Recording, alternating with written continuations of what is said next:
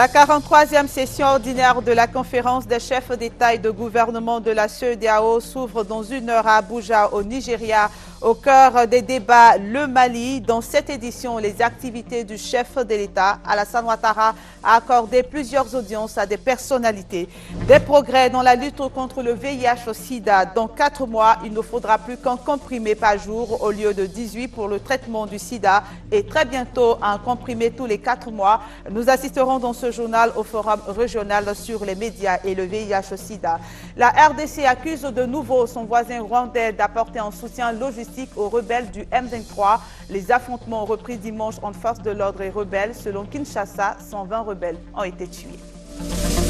Mesdames et messieurs, bonjour et bienvenue dans votre journal. Le président de la République, Alassane Ouattara, est depuis hier à Abuja, au Nigeria, où il présidera aujourd'hui et demain la 43e session ordinaire de la conférence des chefs d'État et de gouvernement de la CEDEAO qui s'ouvre aujourd'hui. Le président Alassane Ouattara a accordé des audiences à des personnalités. Dans la nuit, il a reçu le président ghanéen John Dramani Mahama et le président de la commission de la CEDEAO, Désiré Kadri Ouedraogo. Les explications de Joram Kofi Abola. C'est M. Désiré Kadri Ouedraogo qui, le premier, a été reçu par le président de la République, Alassane Ouattara. En tant que président de la commission de la CEDEAO, Désiré Kadri Ouedraogo a pris langue avec le président en exercice de cette institution, le président Alassane Ouattara, en vue d'une concertation avant les travaux de la 43e session ordinaire des chefs d'État et de gouvernement de la communauté économique des États de l'Afrique de l'Ouest. Le président assure la présidence de notre organisation. Il était normal, donc, à la veille du sommet, que je vienne d'abord lui souhaiter la bienvenue à Abuja et également lui rendre compte de l'état de préparation du sommet. Ça a été également l'occasion de bénéficier de ses conseils et de sa vision sur l'ensemble des dossiers que nous aurons à traiter. Le président de la commission de la CEDEAO, Désiré Kadri Ouedraogo, a été succédé dans cette série d'audiences par le président ghanéen John Dramani Mahama et le président de la République de Côte d'Ivoire, Alassane Ouattara, ont également abordé des sujets ayant trait notamment à la tenue de cette rencontre d'Abuja les 17 et 18 juillet 2013. Et le président de la République, Alassane Ouattara, aussitôt arrivé à Abuja, a rendu visite à son homologue du Niger, Mahamadou Issoufou. Les deux chefs d'État ont non seulement parlé de l'organisation du sommet, mais aussi des relations bilatérales. Un entretien d'environ 1 heure d'horloge. Le président de la République de Côte d'Ivoire, Alassane Ouattara, venu rencontrer son homologue du Niger, a échangé avec lui sur plusieurs points, à savoir le sommet d'Abuja, les problèmes de la sous-région ainsi que les rapports entre les deux pays. Nous avons passé en revue lors du jour du sommet. Nous avons parlé également de nos relations bilatérales, les questions de sécurité dans la sous-région. Donc c'était un excellent entretien. Vous savez, le président Issoufou, quelqu'un que j'admire beaucoup, qui a une grande expérience politique également. Nous avons échangé sur les questions politiques au plan continental et mondial. Pour le président de la République de Côte d'Ivoire, Alassane Ouattara, cet échange qui s'est déroulé tard dans la nuit a été très utile, surtout pour ce sommet de la CEDEAO prévu pour démarrer dans l'après-midi ce mercredi 17 juillet 2013 dans la capitale nigériane. Et la 43e session ordinaire de la conférence des chefs d'État et de gouvernement de la CEDEAO s'ouvre donc dans 1 heure. Les chefs d'État vont examiner les questions relatives à la paix, à la sécurité et au renforcement de l'intégration sous-régionale. Le Mali, qui organise les élections présidentielles le 28 juillet prochain, sera au centre des débats, nous dit Joram Kofi Abola. Abuja, la capitale nigériane, aux couleurs de la CEDEAO, avec la rencontre au sommet de 2 jours à compter de ce mercredi 17 juillet 2013. À l'instar de ses pairs de la sous-région, le président de la République de Côte d'Ivoire, Alassane Ouattara, est très attendu à ce sommet. La 43e session ordinaire de la conférence des chefs d'État et de gouvernement de la communauté économique des États de l'Afrique de l'Ouest, en l'occurrence. Le chef de l'État ivoirien va y prendre part, surtout en tant que président en exercice de cette institution sous-régionale. Au regard du leadership sans faille dont le président Alassane Ouattara a toujours fait preuve, il n'y a pas de doute qu'une fois de plus, sous sa conduite, cette rencontre, comme celles qui l'ont précédée, jouera pleinement son rôle, qui est notamment de faire face aux différents défis. Sommet donc très attendu, tant ces défis restent nombreux. Il va sans dire que le Mali et la Guinée-Bissau demeurent une des préoccupations majeures à ce rendez-vous d'Abuja. Par conséquent, c'est sans surprise qu'il est prévu à cette rencontre des communications en vue de l'évaluation de la situation actuelle dans ces deux pays. Et sachez qu'un des 28 candidats au premier tour de la présidentielle du 28 juillet au Mali, Thiebeli Dramé, artisan d'un accord de paix entre Bamako et la rébellion Touareg, a annoncé aujourd'hui son retrait de la course, car selon lui, il n'aura pas d'élection régulière. M. Dramé a annoncé son retrait ce matin lors d'une conférence de presse à Bamako, conférence qui a été suivie par notre envoyé spécial au Mali, Sylvie Touré, ce soir son compte rendu. Le corps de Philippe Verdon, levé en novembre 2011 par Al-Qaïda au Maghreb islamique et dont la dépouille a été découverte dans le nord du Mali, a été rapatrié aujourd'hui en France. Le corps de l'otage français Philippe Verdon, formellement identifié. Les autorités françaises confirment la mauvaise nouvelle.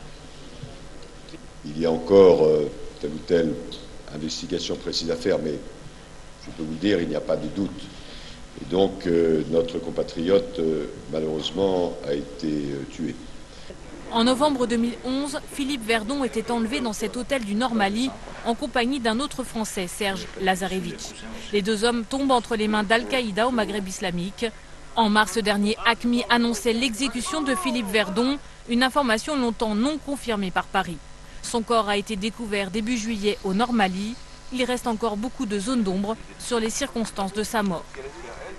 Direction le Burkina Faso, où le Conseil des collectivités territoriales de l'UEMOA vient de terminer ses travaux. Au cours de cette troisième assemblée générale, le Conseil a décidé de faire la promotion du développement de l'économie locale et de réaliser une étude sur la loi foncière pour la promotion agricole. On en parle avec Mamadou Kwasi.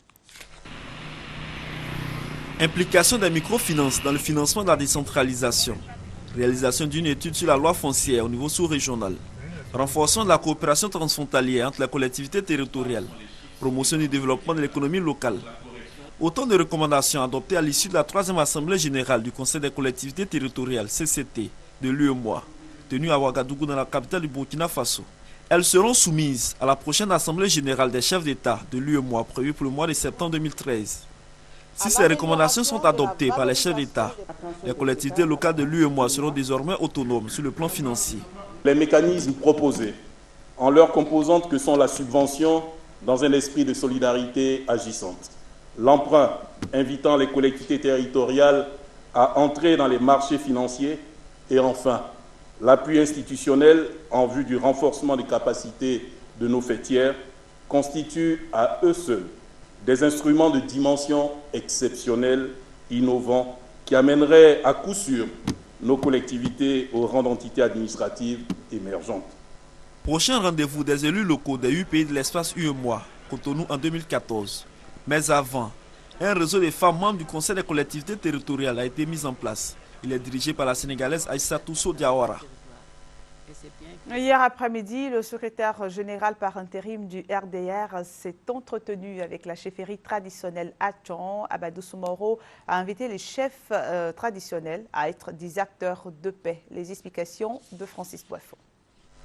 De cette rencontre avec Amadou Soumaoro, secrétaire général par intérim du Rassemblement des Républicains RDR, par ailleurs, conseiller spécial du président de la République chargé des affaires politiques et la chefferie traditionnelle Atchan, une information majeure. Nous sommes venus donc vous rencontrer parce que vous êtes l'homme qu'il faut pour constituer cette plateforme très solide qui nous permettra de rencontrer son Excellence Alassane Ouattara. Mais pourquoi le peuple Atchan veut-il rencontrer le chef de l'État? Aucune réponse sans avoir rencontré le président Alassane Ouattara, affirme la chefferie traditionnelle. Nous ferons tout pour plaider auprès du chef de l'État afin que cette rencontre puisse avoir lieu. Si les chefs sont venus vers nous à leurs préoccupations, nous aussi, nous leur avons exprimé une préoccupation que nous avons tous les jours. Leur demander d'aider à la réconciliation nationale. Et les chefs nous ont donné cet accord et nous ont rassuré qu'ils seront toujours aux côtés du président de la République, qu'ils seront toujours là où on les appellera pour construire la paix. Étaient présents à cette rencontre les chefs des 60 villages ébriés du district d'Abidjan.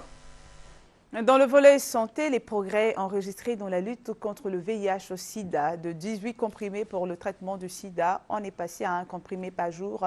On passera à un comprimé par jour dans 4 mois et on sera à un comprimé tous les 4 mois. La bonne nouvelle a été donnée par le directeur exécutif de l'ONU-SIDA au cours du forum régional sur les médias et le VIH au sida, forum qui a été suivi par Delphine Boula.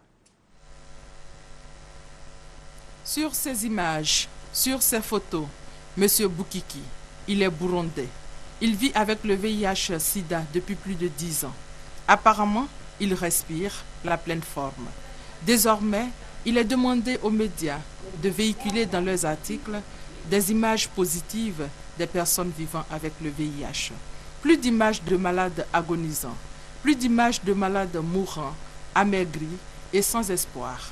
Le VIH doit être considéré comme une maladie chronique, au même titre que l'hypertension artérielle et le diabète. Les choses ont changé et les nouvelles sont bonnes en matière de progrès. En un an, c'est incroyable ce qui s'est passé dans la lutte contre le sida.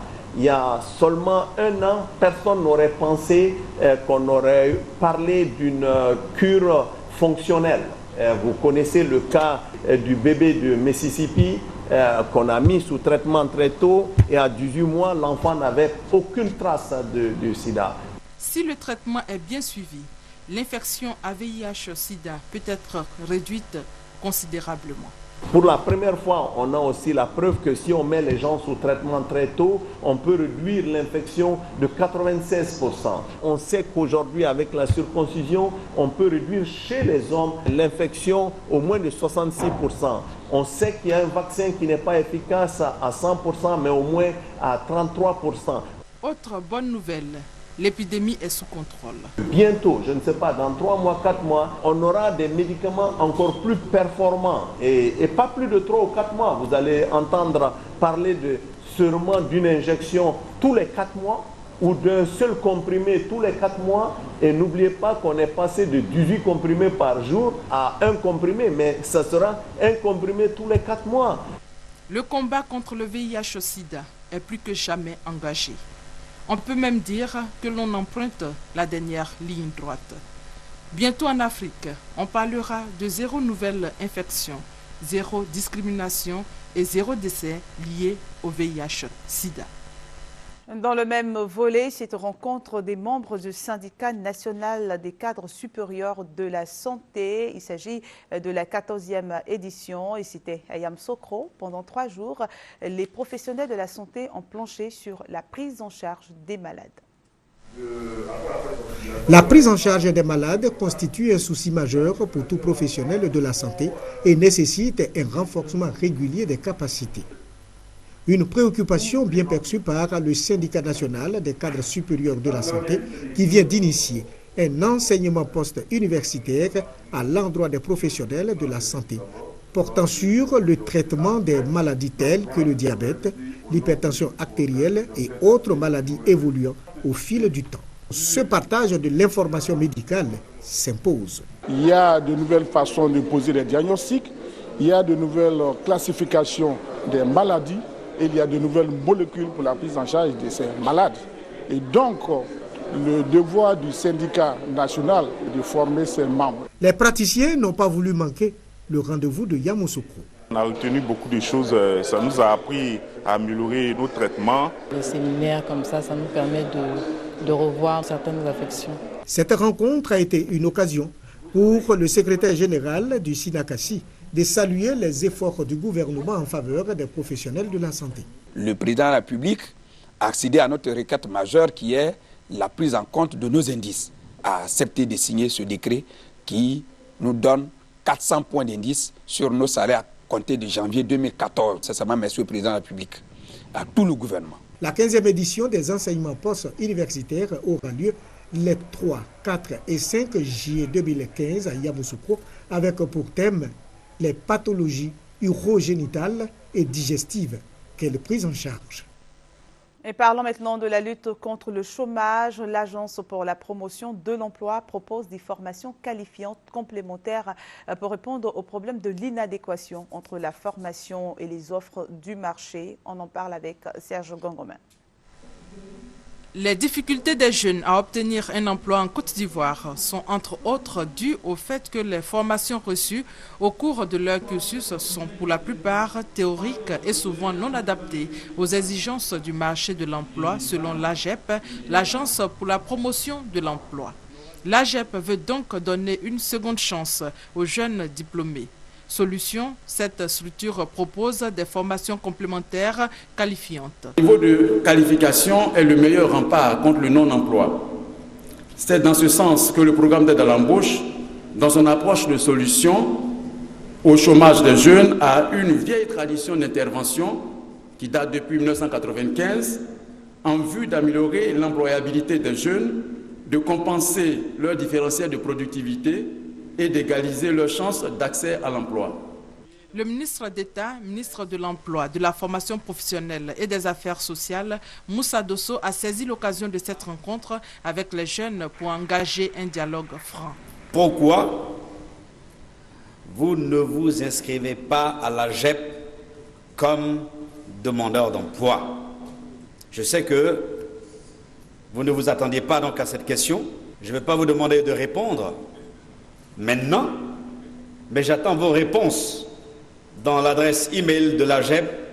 Pour les jeunes, c'est une opportunité à saisir. On va s'inscrire et puis bon, on espère qu'ils nous appelleront par la suite. La balle est donc dans leur camp. Peu de 1000 commerçants déguerpis au marché d'Anono dans la commune de Cocody. La chefferie du village d'Anono a pris cette décision et des commerçants ont vu leur magasin démoli par les machines. Ils sont en colère, ces commerçants, et ont exprimé leur mécontentement à la chefferie traditionnelle. Doua Delazare nous en dit plus. Grand mécontentement des commerçants du marché d'Anono dans la commune de Cocody. Leurs magasins et boutiques sont totalement ravagés par un caterpillar. Ils ont détruit tous les magasins avec des marchandises dedans. Ici, il y a des commerçants qui ont pris des marchandises à crédit. On a demandé un délai de au moins 6 mois pour rembourser notre crédit. On ne peut pas quitter ici et puis les gens à qui on doit, ils vont nous mettre en prison. Ils ne veulent pas nous écouter. En principe, si tu dois déguerpir quelqu'un qui a collaboré avec vous pendant des années, il faut vraiment envoyer un avis. Selon la chefferie traditionnelle, cette opération va aboutir à la naissance d'un marché moderne dans au moins 18 mois. Depuis 2009, ils sont informés de ce projet-là. Et il y a 4 mois de cela, nous avons régulièrement tenu des réunions avec les commerçants.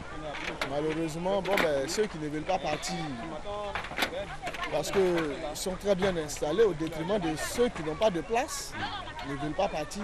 Il y a 2 ans, ce marché-là a pris feu. Les sapeurs-pompiers ont eu toutes les difficultés à pouvoir accéder au lieu de l'incendie.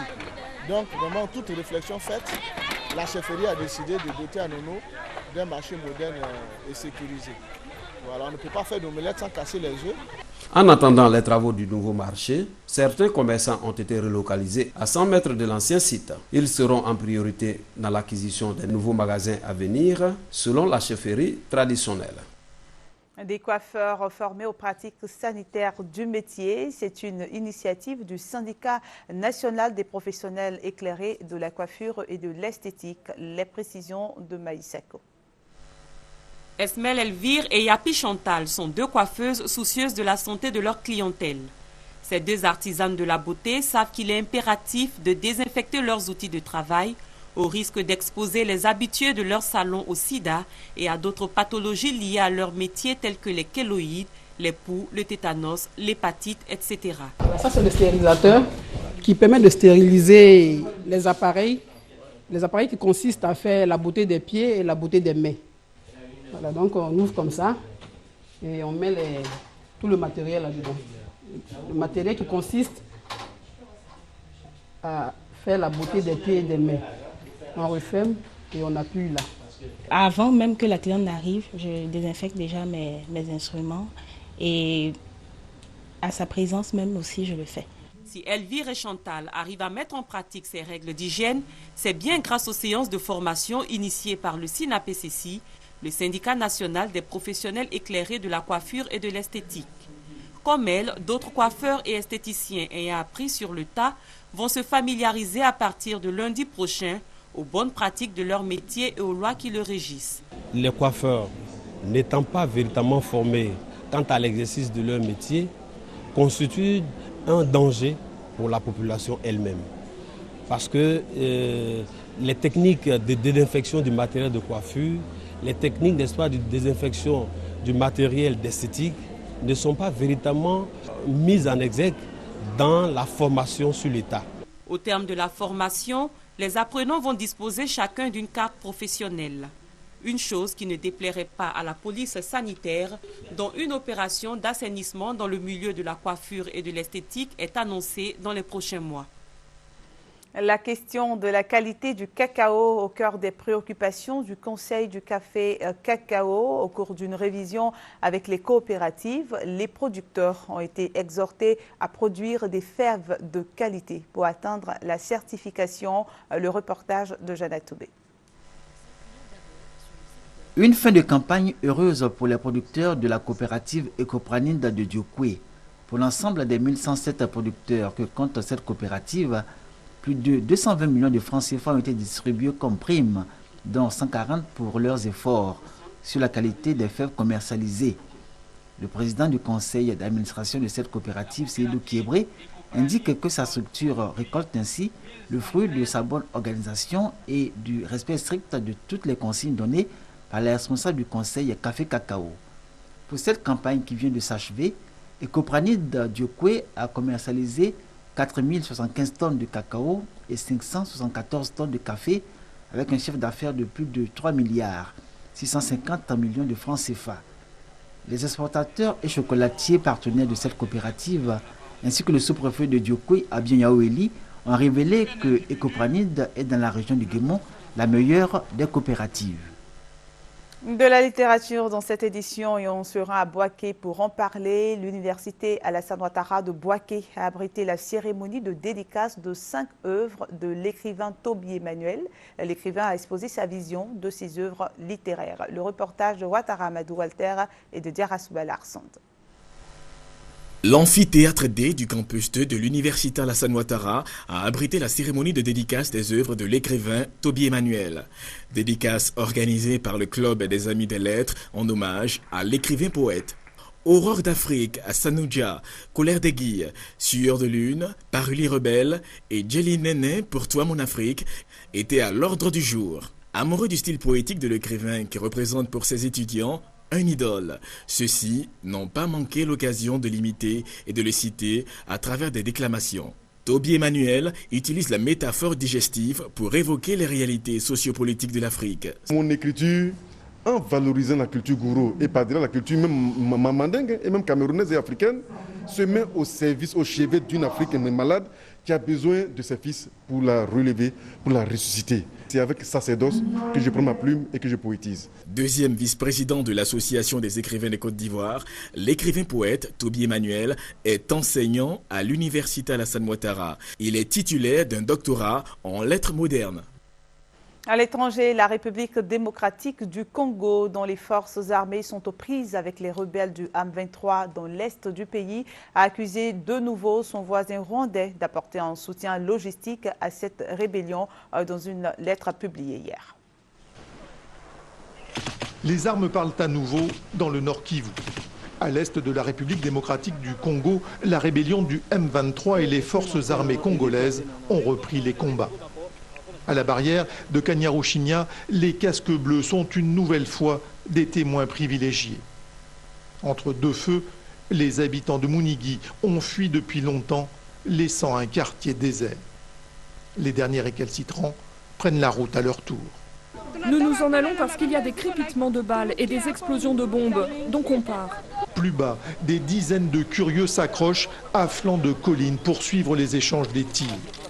Ils sont également aux premières loges pour assister au déploiement des FARDC qui s'élancent vers la ligne de front. Sous le commandement du colonel Mamadou Mbala, près de 2000 hommes, lourdement armés, seraient engagés dans les combats. La veille, le président du M23, dans son fief de Bunagana, à la frontière ougandaise, dénonçait l'attitude de Kinshasa. Nous sommes en train de subir aujourd'hui des attaques de la coalition gouvernementale. Nous refusons d'avancer. Nous refusons de répondre énergiquement parce que nous pensons que la solution n'est pas militaire. Nous sommes en train d'enlever au gouvernement congolais le prétexte de son option militaire. Même son de cloche à l'état-major du mouvement qui a installé ses quartiers dans la caserne de Rumangabo, enlevée aux forces gouvernementales. La pression militaire, c'est Kinshasa. Donc Kinshasa, ce qu'il veut que nous fassions, c'est qu'on fait. Oui. S'il veut qu'on parle, on va parler. S'il veut qu'on fasse la guerre, on va le faire. Mais nous, nous envisageons le dialogue. Selon Kinshasa, la rébellion a reculé de 15 km et perdu une centaine d'hommes. Un bilan rejeté par le M23. Le dialogue est interrompu. Pour la 3e journée consécutive, la parole est aux armes. L'Égypte a un nouveau gouvernement sans les frères musulmans. Le gouvernement de transition reçoit aujourd'hui la chef de la diplomatie européenne qui vient plaider pour la relance d'un processus démocratique dans un climat toujours marqué par des tensions. Les frères musulmans dont est issu le président déchu Mohamed Morsi ont appelé à un rassemblement en milieu de journée devant le siège du gouvernement et également à des manifestations dans la soirée après la rupture du jeûne du Ramadan. Et puis sachez que des violences dans la nuit de lundi à mardi, toujours en Égypte, entre partisans de Mohamed Morsi et forces de l'ordre ont fait 7 morts et plus de 200 blessés au Caire. Elles ont entraîné quelques 400 interpellations et la situation au Caire préoccupe aussi voisins tunisiens. Pris de court par le double renversement populaire et militaire du pouvoir issu des frères musulmans en Égypte, le mouvement islamiste Al-Nahda, au pouvoir à Tunis, a désormais les yeux braqués sur le Caire. À l'heure où des formations de l'opposition commencent à réclamer une dissolution similaire, les frères musulmans tunisiens craignent la contagion. Ils sont descendus le week-end dernier à avenue Habib Bourguiba, en plein centre de la capitale, pour dénoncer la confiscation d'un processus démocratique. S'il y aura une dissolution pareille ou bien une réaction pareille, ça sera le vide total. Et je ne pense pas que le peuple tunisien peut accepter une chose pareille parce que nous, maintenant, on vit la vraie démocratie. Et c'est la vraie démocratie en Tunisie. Et tout ce monde qui parle et qui dit qu'il y a que la démocratie en Tunisie, elle n'est pas respectée, c'est des menteurs. Ennahda marque sa différence en s'appuyant sur le projet de constitution en cours d'élaboration. On a fait beaucoup de travail avec les experts, avec la société civile, avec tous les partis et les groupes parlementaires. Tout le monde est représenté dans les commissions parlementaires. Donc on ne peut pas faire une constitution pour NAD ou pour une coalition de Troïka. C'est une constitution pour tous les Tunisiens. Après 2 ans de travail, le premier débat général sur le projet de constitution s'est achevé lundi avec la persistance de nombreux désaccords. Soulignant les difficultés qu'il y aura à les surmonter, le parti Nida Tunis avance une nouvelle proposition. Nous appelons un gouvernement de salut public qui soit le résultat d'un consensus national. Et ce gouvernement, il sera chargé d'appliquer une feuille de route sur laquelle tout le monde s'entend, dans laquelle il y a en premier lieu la date des élections.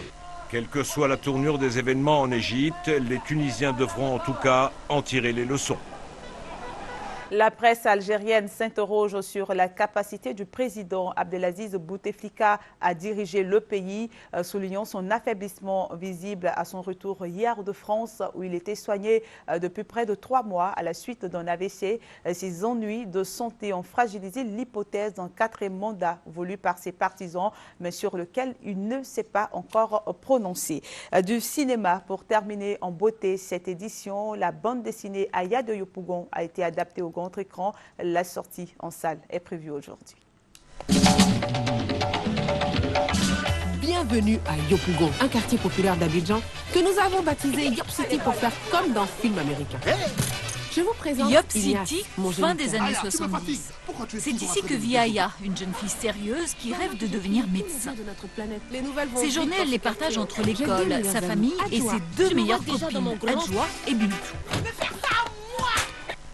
Cet univers, c'est celui de Marguerite Boué, la réalisatrice et l'auteur de la BD éponyme. Je suis plutôt la petite sœur d'Aya. Je suis plutôt Akissi qui mettait un peu mon nez partout, qui surveillait en douce toutes ses cousines et ses voisines dans le quartier, qui avaient des histoires compliquées comme ça de garçons. Et moi, je faisais un peu du chantage à toutes ces filles. Est-ce qu'on peut se draguer là? Parce que physiquement, machin là, c'est mon style de go là. C'est bien. Mais moi, physiquement parlant là, tu n'es pas mon style de gars. Alors ça. Mettre une voix sur ces personnages de BD, c'était la difficulté. Les auteurs ont fait appel à des comédiens africains. Il fait chaud. C'est Issa Maïga, actrice montante du cinéma français, qui joue Aya. Je voulais pas des accents. C'est pour ça que j'ai pas demandé à avoir que des comédiens ivoiriens. Je voulais juste moi des intonations et